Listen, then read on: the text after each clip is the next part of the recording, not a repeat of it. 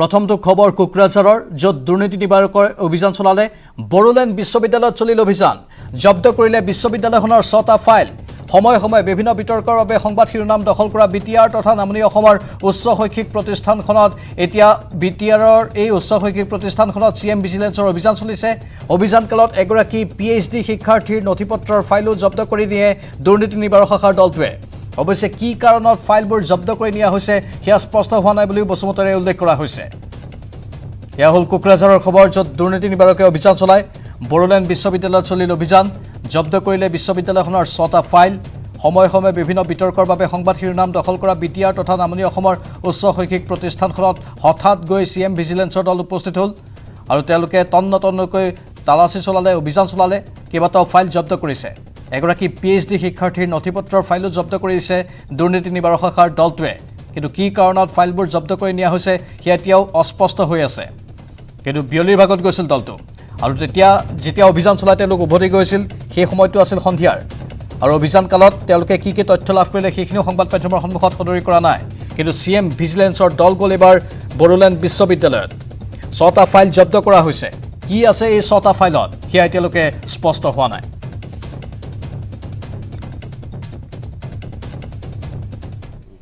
চাৰিটা মানত আহি পাইছে তো ইউনিভাৰ্চিটিত যোৱাকালি কোটিকেইটা যিখিনি বস্তু সিহঁতে ল'ব লাগে সেইখিনি লৈ গৈছে চিষ্টেম লৈ গৈছে আৰু আজি কেইটামান পেপাৰ্ছ পোৱা নাছিলে যোৱাকালি এইটো আকৌ কালেকশ্যন কৰিবৰ কাৰণে আকৌ আজি আবেলি মানত আহিলে আৰু ছাৰ কয়জনীয়া টিম আছিল 4জনীয়া আছিলে এনে কি হৈছে একজেক্টলি ময়ো ক'ব গ'লে মই একেবাৰে ৰিচেণ্টলি জইন কৰা ভিতৰত কি হৈছে কি হোৱা নাই মই আজিলৈকে ভালকৈ নাজানো মাত্ৰ এইখিনি জানো সিহঁতে আহিছে কেইটামান পেপাৰ বিচাৰিছে যোৱাকালি ভিচি হিমছেল্ফ নিজে আছিলে আজি নাথাকাৰ কাৰণে মই ৰখি থাকিব লগা হ'ল এই পেপাৰ্ছটো দিবৰ কাৰণে পেপাৰ্ছটো আমাৰ কেইটামান জুনিয়ৰ এছিষ্টেণ্ট কেইটা আছিলে সিহঁতে ওলাই পেলাই মোৰ হাতত দি গৈছে মই নিজে পিছত দিব লগা হৈছে এইটো কেইটামান কনষ্ট্ৰাকশ্যনৰ ওপৰত বিচাৰিছে একাডেমিক ছাইডৰ পৰাও কেইটামান ফাইলটো লৈ গৈছে যেনেবা আগত যিজন মানে ৰিচেণ্টলি ৰিজনেশ্যন দি যোৱা এফঅ' আছিলে এজন এফঅ' তেখেতৰ পাৰ্চনেল ফাইলটো লৈ গৈছে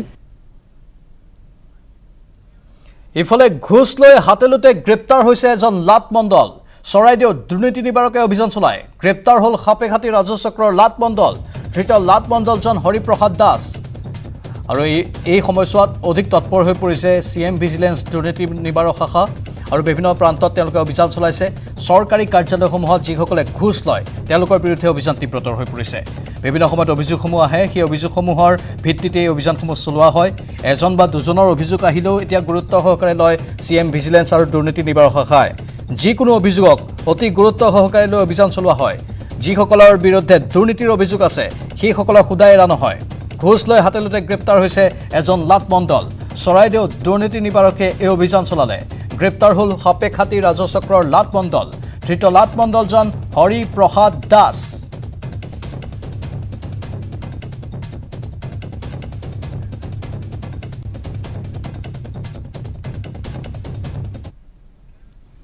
অৱশেষত ছাত্ৰ শক্তিৰ ওচৰত হাৰ মানিলে গুৱাহাটী বিশ্ববিদ্যালয় কৰ্তৃপক্ষই মঙলবাৰে গুৱাহাটী বিশ্ববিদ্যালয়ত হোৱা শিক্ষাৰ্থীৰ প্ৰতিবাদ আৰু আৰক্ষীৰ বৰ্বৰতাৰ সৈতে বিশ্ববিদ্যালয় কৰ্তৃপক্ষৰ কোনো সম্পৰ্ক নাই বুলি পত্ৰ প্ৰেৰণ কৰিলে বিশ্ববিদ্যালয়ৰ স্নাতকোত্তৰ ছাত্ৰ সন্থালৈ প্ৰতিবাদৰ কথা গম পাই আৰক্ষীয়েহে নিজাববীয়াকৈ পদক্ষেপ লৈছিল জালুকবাৰী আজি প্ৰেৰণ কৰা এক পত্ৰযোগে এই কথা স্পষ্ট কৰিছে গুৱাহাটী বিশ্ববিদ্যালয় কৰ্তৃপক্ষই এই ঘটনাৰ উত্তৰ বিচাৰি স্নাতকোত্তৰ ছাত্ৰ সন্থাই বিশ্ববিদ্যালয় কৰ্তৃপক্ষক দিয়া স্মাৰক পত্ৰৰ উত্তৰত এই কথা জনাইছে কৰ্তৃপক্ষই স্মাৰক পত্ৰখনত 5টাকৈ দাবী সন্নিৱিষ্ট কৰিছিল স্নাতকোত্তৰ ছাত্ৰ সন্থাই মঙলবাৰে সংঘটিত ঘটনাক লৈ অসন্তুষ্ট বুলি উল্লেখ কৰিছে গুৱাহাটী বিশ্ববিদ্যালয় কৰ্তৃপক্ষই পত্ৰত জনোৱা মতে স্নাতক পঞ্চম ষান্মাসিকৰ পৰীক্ষাৰ ফলাফলৰ বিসংগতিৰ ক্ষেত্ৰতো ব্যৱস্থা লোৱা হ'ব বুলি জনাইছে ইতিমধ্যে ফলাফল পুনৰীক্ষণৰ বাবে সিদ্ধান্ত লোৱা হৈছে বুলি জনায় গুৱাহাটী বিশ্ববিদ্যালয় কৰ্তৃপক্ষই ইফালে বৰ্তমানৰ IUMS ব্যৱস্থা অতি শীঘ্ৰে আঁতৰোৱা হ'ব বুলি উল্লেখ কৰা হৈছে এই IUMSৰ দায়িত্বত থকা IT কোম্পানীক চলিত মাহৰ শেষত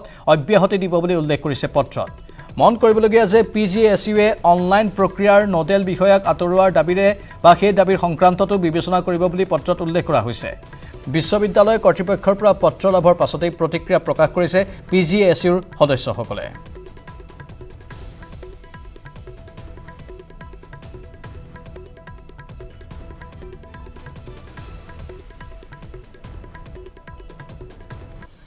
আমাৰ সতীৰ্থ সাংবাদিক ৰাকিবুৰ ৰহমান বৰ্তমান গুৱাহাটী বিশ্ববিদ্যালয়ৰ চৌহদৰ পৰা লাইভত আছে তেওঁৰ সৈতে একাংশ শিক্ষাৰ্থী আছে ৰাকিবুৰ যেহেতু যিদিনা প্ৰতিবাদ হৈছিল সিদিনাখন আমি আৰক্ষীৰ বৰ্বৰ ৰূপটো দেখিবলৈ পাইছিলোঁ সেই সময়ত কিন্তু বিশ্ববিদ্যালয় কৰ্তৃপক্ষই মাত পতা নাছিল কিন্তু বিশ্ববিদ্যালয়ত আৰক্ষীয়ে প্ৰৱেশ কৰিব হ'লে বিশ্ববিদ্যালয় কৰ্তৃপক্ষৰ অনুমতিৰ প্ৰয়োজন তাৰ পাছত যি ঘটনাক্ৰম হ'ল লগে লগে প্ৰতিক্ৰিয়া নাহিল এই কিছুদিন পাছতহে প্ৰতিক্ৰিয়া আহিছে বিশ্ববিদ্যালয় কৰ্তৃপক্ষৰ তৰফৰ পৰা আজি নিশাৰ ভাগতো বহু লোক সমবেত বহু ছাত্ৰ সমবেত হৈছে তেওঁলোকৰ অভিমত আমি জানিব বিচাৰোঁ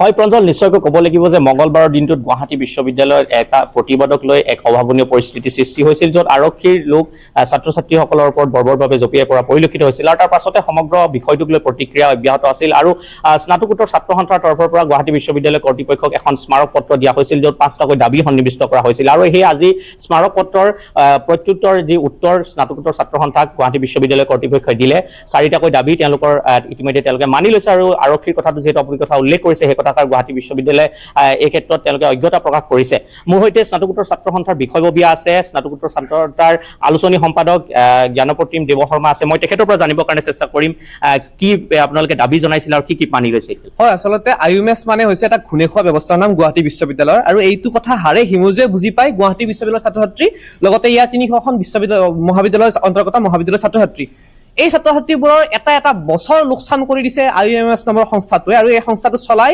ITI নামৰ এটা প্ৰাইভেট কোম্পানীয়ে যিটো গুৱাহাটী বিশ্ববিদ্যালয় এটা চুক্তিত 5 বছৰৰ কাৰণে ৰাখিছে আৰু এই আইএমএছে যিবোৰ নম্বৰৰ বিসংগতি কৰিছিল পৰীক্ষাৰ ফলাফলৰ বিসংগতি কৰিছিল তাৰ মাত্ৰ প্ৰতিবাদ কৰিবলৈ ছাত্ৰ ছাত্ৰীলৈ আহিছিল আৰু সেই ছাত্ৰ ছাত্ৰীখিনিকে কোনো অপৰাধ নকৰাকে এক বৰ্বৰতা প্ৰদৰ্শন কৰি এক স্বৈৰাচাৰী ব্যৱস্থা প্ৰদৰ্শন কৰি আৰক্ষীয়ে ঠেলি হেঁচি গতিয়ে বাছত তুলি দিলে আৰু আমি যেহেতু স্নাতকোত্তৰ ছাত্ৰ সন্থা আমাক ছাত্ৰ ছাত্ৰীয়ে নিৰ্বাচন কৰিছে আমি ছাত্ৰ ছাত্ৰীৰ কাৰণে মাত মাতিবলৈ আমি প্ৰতিজ্ঞাবদ্ধ আমি মাত মাতিছো আৰু আমি স্মাৰক পত্ৰ দাখিল কৰিছো আৰু আমি আমাৰ স্মাৰক পত্ৰৰ উত্তৰ আজিয়ে গুৱাহাটী বিশ্ববিদ্যালয় অথৰিটিৰ পৰা ভাইচ চেঞ্চেলৰ মহোদয়ৰ সন্মতি মৰ্মে আমালৈ উত্তৰ এখন চিঠি যোগে আহিছে আৰু তাত লিখিছে যে আৰক্ষী যে আহিছিল গুৱাহাটী বিশ্ববিদ্যালয়ত তাত গুৱাহাটী বিশ্ববিদ্যালয়ৰ কৰ্তৃপক্ষ জ্ঞাত নাছিল এইটো বহুত গুৰুত্বপূৰ্ণ বক্তব্য বিশ্ববিদ্যালয়ে দিছে লগতে কৈছে যে যিটো আইএমএছ ব্যৱস্থা সেই আইএমএছ ব্যৱস্থাটোৰ এই মাহত অন্ত পৰিব যিটো ব্যৱস্থা ইমান দিন ছাত্ৰ ছাত্ৰীৰ মূৰ খাই আছিল সেই ব্যৱস্থাটো আৰু 1 মাহ পিছত খেদি পঠিয়া হ'ব আৰু শেষত আমি দাবী কৰিছিলো যিজন নোডেল অফিচাৰ এই গোটেই ব্যৱস্থাটোৰ তেওঁক অপহৰণ কৰিব লাগে মাধুৰ্যপ্ৰতিম বৰা MP বৰা ডাঙৰীয়া তেখেতক পদৰ পৰা অব্যাহতি দিব লাগে আৰু আমাৰ দাবী মানি লৈ তেওঁলোকে লিখিছে এইটো আন্ডাৰ এক্টিভ কনসিডাৰেশনত আছে তেওঁলোকে বিচাৰ বিবেচনা কৰি আছে হয় মই স্নাতকোত্তৰ ছাত্ৰ সন্থাৰ সহকাৰী সম্পাদিকা আছে ৰশ্মি কলিতা তেওঁৰ পৰা জানিবৰ কাৰণে চেষ্টা কৰিম যে আৰক্ষীৰ প্ৰৱেশ বিশ্ববিদ্যালয় অজ্ঞাত বুলি কৈছে সম্ভৱ নেকি বিশ্ববিদ্যালয় কৰ্তৃপক্ষৰ অনুমতি নোহোৱাকৈ হয় এটো আসলে কথাটো শুনিবলৈ অসম্ভৱ যে আৰু যদি আমাৰ অথৰিটিয়ে গম নাপায় তেনে কাৰ নিৰ্দেশত তেওঁলোকে আচলতে আৰক্ষীসকল আহিল আৰু এই প্ৰশ্ন আমি আমাৰ স্মাৰক পত্ৰৰ জৰিয়তে তেওঁলোকক কৰিছিলোঁ আৰু তেওঁলোকে আমাক জনাইছে আমাক লিখিত ৰূপে তেওঁলোকে আমাক জনাইছে যে আৰক্ষী অহা কথাটোৰ লগত কৰ্তৃপক্ষ জ্ঞাত নহয় আৰু আৰক্ষীক তেওঁলোকে এনেধৰণৰ কাৰ্য কৰিবলৈ নিৰ্দেশ দিয়া নাছিল যেহেতু তেওঁলোকে লিখিতভাৱে আমাক স্পষ্টকৈ জনাইছে গতিকে মই অসম আৰক্ষীক আচলতে আৰু অসম চৰকাৰৰ ওপৰত আমাৰ যেহেতু বিশ্বাস আছে অসম আৰক্ষী আৰু অসম চৰকাৰক আমি প্ৰশ্ন কৰিছো আৰু আমি তেওঁলোকক উচিত তদন্ত ইয়াৰ বিষয়ত বিচাৰিছো যে কাৰ নিৰ্দেশত কিয় তেওঁলোকে একো অপৰাধ নকৰা তেনেকুৱা ছাত্ৰ ছাত্ৰীসকলক ঠেলি হেঁচি গতিয়াই গাড়ীত কিয় থানালৈ নিবলৈ চেষ্টা কৰিলে তাৰ উত্তৰ আমাক দিব বুলি আমি আশাবাদী হয় আৰু এটা কথা জানো যে আপোনালোকে ইতিমধ্যে উল্লেখ কৰিছে যে আইন শৃংখলা বিঘ্নিত নোহোৱালৈকে বিশ্ববিদ্যালয়ত আৰক্ষীৰ প্ৰৱেশ আপোনালোকে বিচৰা নাই কি ক'ব এই বিষয়টোক লৈ আসলে এটা কথা যে ছাত্ৰ ছাত্ৰী হৈছে সমাজৰ ভৱিষ্যত আৰু সেই ছাত্ৰ ছাত্ৰীৰ যি শিক্ষাদানৰ যি ছাত্ৰ ছাত্ৰীক ভৱিষ্যতৰ নাগৰিক কৰি তোলাৰ কাৰখানা সেইবোৰ আসলে শিক্ষানুষ্ঠান আৰু শিক্ষানুষ্ঠান এখন আদৰ্শ সমাজ হয় এখন সৰু কিন্তু আদৰ্শ সমাজ হয় আমাৰ বাহিৰৰ সমাজখনৰ এটা প্ৰতিফলিত চিত্ৰ হয় আমাৰ শিক্ষানুষ্ঠানবোৰ আৰু সেই এখন শিক্ষানুষ্ঠানত যিখন এখন বিশ্ববিদ্যালয় আৰু বিশ্ববিদ্যালয়বোৰ নিজৰ এটা অট'নমাছ চিষ্টেমত চলে আৰু বিশ্ববিদ্যালয়ৰ নিজৰ সিকিউৰিটি চিষ্টেম আছে আৰু তাতো ছাত্ৰ ছাত্ৰীসকল আহিছিল নিজৰ প্ৰাপ্য নম্বৰকেইটা বিচাৰি নিজৰ মাৰ্কশ্বিটখনত যিকেইটা নম্বৰ ভুলকে আহিছে আইএমএছ নামৰ ব্যৱস্থাটোৰ কৃপাত সেই নম্বৰকেইটা বিচাৰি আহিছিল তাৰ পিছত ঠেলি হেঁচি গোটেই এনেকুৱা দৃশ্য আমি দেখিছিলো আমি দেখা নাই শুনিছো স্বাধীনতাৰ আগত মুক্তিযোদ্ধাবোৰকে ইংৰাজৰ ব্ৰিটিছ পুলিচে এনেকে ঠেলি হেঁচি গতিয়াই দিছিল খাকী পোছাকৰ যিটো আৰক্ষীৰ প্ৰৱেশৰ ক্ষেত্ৰত কৈ আছে যে আপোনালোকক নালাগে সেই কথাটোক লৈ কি ক'ব হয় আমি নিবিচাৰো গুৱাহাটী বিশ্ববিদ্যালয়ত ইয়াত ছাত্ৰ ছাত্ৰীয়ে অধ্যয়ন কৰি ইয়াত অপৰাধীয়ে অধ্যয়ন নকৰে আমি বিচাৰো গুৱাহাটী বিশ্ববিদ্যালয়ত আমাক আৰক্ষীৰ সহযোগিতা লাগিব আমি যে ইয়াত নিষিদ্ধ কৰা ধৰণৰ তেনেকুৱা কথা মানে কেনেকুৱা আমাৰ গুৱাহাটী বিশ্ববিদ্যালয়ৰ ভিতৰতো আমাক অপৰাধী আহিব পাৰে কেতিয়াবা আৰু আমাক নিৰাপত্তা লাগিব, কিন্তু ছাত্ৰ ছাত্ৰীৰ ওপৰত এনেকুৱা বৰ্বৰ আমি সহ্য নকৰো। কিন্তু এটা কথা আপোনাক মই ক'ব বিচাৰো, অসম চৰকাৰৰ ওপৰত আমাৰ বিশ্বাস আছে, গুৱাহাটী বিশ্ববিদ্যালয় কৰ্তৃপক্ষৰ ওপৰত বিশ্বাস আছে, অসম আৰক্ষীৰ বৰমূৰীয়াৰ ওপৰত বিশ্বাস আছে, আমাৰ আস্থা আছে। আমাৰ বিশ্বাস আপোনালোকে কিয় এনেকুৱা ঘটনা হ'ল তদন্ত কৰিব আৰু দোষীক উপযুক্ত শাস্তি দিব। কি অপৰাধত ছাত্ৰসকলক ঠেলি উচি গতিয়ে বাছত তুলি দিব লগা হ'ল তাৰ উত্তৰ আপোনালোকে দিব আৰু তদন্ত কৰি উলিয়াব, আমাৰ বিশ্বাস। হয়, গুৰুত্বপূৰ্ণ কথা কৈছে প্ৰাঞ্জল। যিহেতু স্নাতকোত্তৰ ছাত্ৰ সন্থাৰ বিষয়ববীয়া আছে, অন্যান্য ছাত্ৰ ছাত্ৰীসকল আছে, তেওঁলোকে উল্লেখ কৰিছে যে অসম আৰক্ষীৰ ওপৰত বিশ্বাস আছে বুলি কৈছে, অসম চৰকাৰৰ ওপৰত বিশ্বাস আছে বুলি কৈছে। কাৰণ গুৱাহাটী বিশ্ববিদ্যালয়ৰ দৰে এটা ঐতিহ্যমণ্ডিত শিক্ষানুষ্ঠানত কিদৰে আৰক্ষীৰ প্ৰৱেশ বিশ্ববিদ্যালয়ৰ অনুমতি নোহোৱাকৈ বা তেওঁলোকে নজনাকৈ হ'লে বা এনেকুৱা ঘটনা এটা সংঘটিত হ'লে এই সমগ্ৰ বিষয়টো তেওঁলোকে তদন্ত ইতিমধ্যে আশা কৰিছে আৰু তেওঁলোকে কৈছে যে মুখ্যমন্ত্ৰীৰ লগতে অন্যান্য যিসকল বিষয়ববীয়া আছে, বিষয়ববীয়া এই ক্ষেত্ৰত বিবেচনা কৰিব বিষয়টো। প্ৰাঞ্জল, ধন্যবাদ ৰাকিবুৰ। এইসকল স্নাতকোত্তৰ ছাত্ৰ একতা সভাৰ শিক্ষাৰ্থী আৰু তেওঁলোকৰ মন্তব্য পোনপটীয়াকৈ শুনিলোঁ। ন্যায় বিচাৰিছে তেওঁলোকে আৰু সেই ন্যায় অনতিপলমে তেওঁলোকক লাগে, সেইখিনি প্ৰাপ্য তেওঁলোকৰ। সেয়েহে ইয়াত কেতিয়াও বিলম্ব কৰিব নোৱাৰি। গুৱাহাটী বিশ্ববিদ্যালয় কৰ্তৃপক্ষই আজি পত্ৰৰ উত্তৰ দিছে, তেওঁলোকে স্পষ্টীকৰণ দিছে, কিন্তু আগন্তুক দিনত সমাধান সূত্ৰ বিচৰা হৈছে। ধন্যবাদ।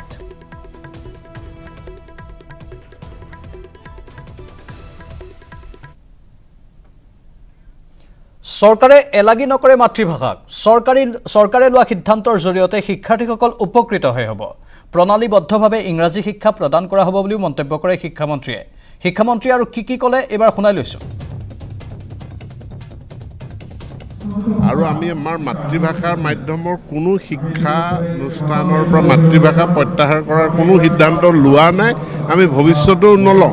আমাৰ মাতৃভাষাৰ মাধ্যমৰ বিদ্যালয়সমূহ যেনে আছে তেনেই থাকিব, কিন্তু তাৰ সমান্তৰালকৈ তাৰ লগে লগে আমি আমাৰ ছাত্ৰ ছাত্ৰীসকলক যাতে ইংৰাজী শিক্ষাও যাতে দিব পাৰোঁ প্ৰণালীবদ্ধভাৱে সৰুৰ পৰা। তাৰ কাৰণেহে দুটা বিষয় ইংৰাজী মাধ্যমত, গণিতৰতো নিজা ভাষা থাকে বা মেথেমেটিক্স আৰু ছায়েন্স, এইকেইটা আমাৰ ইংৰাজী ভাষাত দিয়াৰ হ'ব পাঠ্যক্ৰমী। লগত আমাৰ ভূগোল আৰু বুৰঞ্জী দুটা নতুন বিষয় ইন্ট্ৰডিউচ হ'ব। ভূগোল বুৰঞ্জী দুইটা মাতৃভাষাতে থাকিব। গতিকে মাতৃভাষাও অনুশীলন কৰিব, ইংৰাজী ভাষাও অনুশীলন কৰিব, ছাত্ৰ ছাত্ৰীসকল তাৰ দ্বাৰা উপকৃত হ'ব। বিৰতিৰ পাছতে এইবাৰ দেশবাসীৰ বাবে এটা বিশেষ খবৰ। অহা 6 মাহৰ ভিতৰত দেশৰ সকলো ৰাষ্ট্ৰীয় ঘাইপথৰ পৰা উঠি যাব টোলগেট। সংসদত এই কথা ঘোষণা কৰিলে পথ পৰিবহণ মন্ত্ৰী নীতিন গাডকাৰীয়ে। কিন্তু টোলগেট উঠিলেও দিব লাগিব টোল। 6 মাহৰ ভিতৰতে দেশৰ ৰাষ্ট্ৰীয় ঘাইপথৰ পৰা উঠাই দিয়া হ'ব টোলগেট, অৰ্থাৎ টোলগেট মুক্ত হ'ব দেশ। হয়, আগন্তুক 6 মাহৰ ভিতৰত বন্ধ হ'ব সকলো টোলগেট, ভাঙি পেলোৱা হ'ব টোলগেটসমূহ। 6 মাহৰ ভিতৰতে দেশৰ সকলো টোলগেট আঁতৰ কৰি বিকল্প ব্যৱস্থাৰে বাহনৰ পৰা টোল আদায়ৰ পৰিকল্পনা কৰিছে কেন্দ্ৰীয় চৰকাৰে। তাৰেই ইংগিত দিলে কেন্দ্ৰীয় পথ পৰিবহণ মন্ত্ৰী নীতিন গাডকাৰীয়ে। সংসদত ৰাজ্যসভাৰ সাংসদ ভুৱনেশ্বৰ কলিতাৰ এটা প্ৰশ্নৰ উত্তৰত এই ইংগিত দিলে কেন্দ্ৰীয় মন্ত্ৰীগৰাকীয়ে। Assam, there are toll plazas which are less than 60 kilometers and that is creating difficulty and people are demanding the removal of those toll plazas. Honorable Minister. Chairman, sir, we are in the process. 3 technologies are there. We want to select that technology. After that, we want to establish all furniture, software, everything for that. We are in position, sir, but it is difficult for me to give you the promise. এই নতুন ব্যৱস্থাৰ প্ৰৱৰ্তন হ'লেই আপুনি আৰু টোল গেটত ভৰিব নালাগে টোল, কিন্তু তাৰ পৰিৱৰ্তে আপোনাৰ একাউণ্টৰ পৰা স্বয়ংক্ৰিয়ভাৱে কাট খাব ধন। ৰাষ্ট্ৰীয় ঘাইপথত প্ৰতি 60 কিলোমিটাৰৰ ব্যৱধানত আপোনাৰ একাউণ্টৰ পৰা কাটিব ধন। 6 মাহৰ ভিতৰত দেশৰ ৰাষ্ট্ৰীয় ঘাইপথৰ পৰা টোল গেটসমূহ আঁতৰাই তাৰ পৰিৱৰ্তে গাড়ীৰ নাম্বাৰ প্লেটত বিশেষ ব্যৱস্থাৰে 6 মাহৰ ভিতৰত GPS ব্যৱস্থা বাধ্যতামূলক কৰি গাড়ীৰ নাম্বাৰ প্লেটত বিশেষ ব্যৱস্থাৰে আপোনাৰ একাউণ্টৰ পৰা কটা হ'ব টোল। I will give you the promise because I need to also take one of the important law bill to the parliament. Without that, we cannot start the system. So within 6 months, sir, I will try my level best to do it because this is the need of the hour and 100% from traffic jam and giving nuisance, giving a lot of trouble to the people. This is very important for the people, for the Assam, not only for Assam but for the whole country. গাড়ী ৰাজপথত তুলিলেই কেমেৰাত আবদ্ধ হ'ব আপুনি আপোনাৰ গাড়ী। যাত্ৰাপথ শেষ কৰিলেই বেংক একাউণ্টৰ পৰা কাট খাব টোল। অৰ্থাৎ গাড়ীত বাধ্যতামূলক কৰা হ'ব স্মাৰ্ট নাম্বাৰ প্লেট। শীঘ্ৰেই এই ব্যৱস্থা কাৰ্যকৰী কৰিবলৈ সংসদত উত্থাপন কৰা হ'ব বিধেয়ক। এফালে টোল গেট বন্ধ কৰাৰ ঘোষণা আৰু আনফালে টোল সংগ্ৰহৰ এই নতুন ব্যৱস্থাপনাই ৰাইজক সকাহ দিব নে মাধমাৰ সোধাব সেয়া পৰৱৰ্তী সময়তহে স্পষ্ট হ'ব। Bureau report, news 18 Assam north east. এবাৰ ডিগবৈত বীৰ লাচিত সেনাৰ কেন্দ্ৰীয় সমিতিৰ সংবাদমেল। 2 আগষ্টত ডিগবৈত বীৰ লাচিত সেনা কৰ্মীৰ ওপৰত লাঠিচালনাৰ ঘটনাক তীব্ৰ গৰিহণা সংগঠনটোৰ। মাৰ্ঘেৰিটা মহকুমা আৰক্ষী বিষয়া হেমন্ত বড়ো আৰু তিনিচুকীয়া সদৰ থানাৰ আৰক্ষী বিষয়া পৰাগজ্যোতি বুঢ়াগোহাঁইক নিলম্বনৰ দাবীত ৰাজ্যজুৰি প্ৰতিমূৰ্তি দাহ কাৰ্যসূচী ঘোষণা কৰে। বীৰ লাচিত সেনাৰ কাৰ্যালয়ত মাৰ্ঘেৰিটা মহকুমা আৰক্ষী বিষয়া হেমন্ত বড়োৱে প্ৰৱেশ কৰি লাচিত বৰফুকনৰ প্ৰতিমূৰ্তিৰ সন্মুখত জ্বলি থকা চাকি গুৰিয়াই ভঙাৰ গুৰুতৰ অভিযোগ উত্থাপন কৰিছে সংগঠনটোৱে। তিনিচুকীয়া সদৰ থানাৰ আৰক্ষী বিষয়া পৰাগজ্যোতি বুঢ়াগোহাঁয়ে বীৰ লাচিত সেনাৰ সৈনিকক এনকাউণ্টাৰ কৰাৰ ভাবুকিক তীব্ৰ প্ৰত্যাহ্বান জনাইছে সংগঠনটোৰ নেতাই। আৰক্ষী বিষয়াদ্বয়ক ৰাজহুৱা ক্ষমা খোজাৰো দাবী জনোৱা হৈছে। বীৰ লাচিত সেনাৰ সৈনিকক প্ৰহাৰ কৰাৰ প্ৰতিবাদত অসম বন্ধ কাৰ্যসূচীৰ ঘোষণা কৰাৰ হুংকাৰ দিছে তেওঁলোকে। আমাৰ এজনী ছোৱালীক কেনেকৈ, আমাৰ এগৰাকী সৈনিকক, এজনী মহিলা সৈনিকক কেনেকৈ পুৰুষ পুলিচে হাত দিব পালে তাৰ উত্তৰ লাগিব। আৰু যদি SDPঅ ক্ষমা নোখোজে আৰু SDPঅক ছাছপেণ্ড নকৰে, এইটো বিষয়ত অসম উত্তাল হ'ব আৰু কোনোবাই লাচিত বৰফুকনৰ প্ৰতিমূৰ্তিত জ্বলি থকা চাকি গোল মাৰি ভাঙিব। তেওঁ লাগিলে SDPঅ নহয়, তেওঁক যিমান ওপৰৰ পদবী নহওক সেইটো কাম ইয়াত কৰিব দিয়া নহ'ব আৰু SDPঅক ছাছপেণ্ড কৰিব লাগিব। CAAৰ বিৰুদ্ধে আন্দোলন কৰিলে সময়হে নষ্ট হ'ব, তাৰ বাদে একো নহয়। CAA বিৰোধী আন্দোলনকাৰী কটাক্ষ বিজেপিৰ ৰাজ্যিক সভাপতি ভৱেশ কলিতাৰ। CAA বা বিভিন্নজনে কা বুলি কয় যিহেতু সেই আন্দোলনৰ জৰিয়তে একাংশই চাকৰি ঠিকা লোৱাৰ বাহিৰে একো নহ'ল। আন্দোলনৰ ফলত অসমত বহু ৰাজহুৱা সম্পত্তি ধ্বংস হ'ল বুলিও মন্তব্য কৰে ভাৰতীয় জনতা পাৰ্টিৰ অসম ৰাজ্যিকৰ সভাপতি ভৱেশ কলিতাই। আন্দোলন কৰাবিলাকে কৰি যাব, আমি আমাৰ চৰকাৰৰ যি কাম আছে আমি কৰি যাম। ইতিমধ্যে কা আইনত পৰিণত হৈছে। আইনত প্ৰয়োজন হোৱাৰ পিছত ইয়াত বহুতে কৈছিলে আমি কা মানে বাতিল কৰিম। বাতিল কৰি কোনোবাই চাকৰি পালে, কোনোবাই ঠিকা ল'লে, কোনোবাই সাংসদ হ'ল, তো সেইবিলাক কাম কৰিব পাৰিব। পাব্লিকৰ সম্পত্তি লছ কৰিব পাৰিব, সময় নষ্ট কৰিব, তাত বাহিৰে একো কৰিব নোৱাৰে। তাৰমানে আন্দোলনক লৈ কোনো ধৰণৰ প্ৰভাৱ ৰাজ্যখনত নপৰে। জনগণ সচেতন আছে, এতিয়া জনগণ আৱেগত বশৱৰ্তী নহয়। কিছুমানক মানে অকণমান বেলেগ ধৰণে ফুচলাই হওক কিবা কৰি হওক নিবলৈ চেষ্টা কৰিব, কিন্তু জনতাই উন্নয়ন বিচাৰে। যদি কা আন্দোলন নহ'লে হয়, অসমত 2000 কোটি টকা ইনভেষ্ট কৰিবলৈ জাপান আগবাঢ়ি আহিছিল। গুৱাহাটীত যিখিনি লছ হ'ল সেই আন্দোলনকাৰীসকলে দিব নেকি বনাই? মই যি প্ৰশ্ন কৰোঁ তেওঁলোকে অসমখনত যি লছ কৰিলে, উঠি অহা যুৱ প্ৰজন্মক যিখিনি লছ কৰিলে, মই ভাবোঁ আন্দোলন কৰি অসমখনত যে শান্তিৰ পৰিৱেশ বিৰাজ হৈ আছে, ইয়াত অশান্তি সৃষ্টি কৰি সমাজখনক খণ্ডিত কৰাৰ তেওঁলোকক কোনো অধিকাৰ দিয়া নাই। এনেকুৱা এইটো কোনো বিধায়ক হোৱাৰ নিমিত্তে দেখাই পালন এটা পলিটিকেল পাৰ্টি গঠন হৈছিল। কা আন্দোলনৰ নামত কি হ'ল?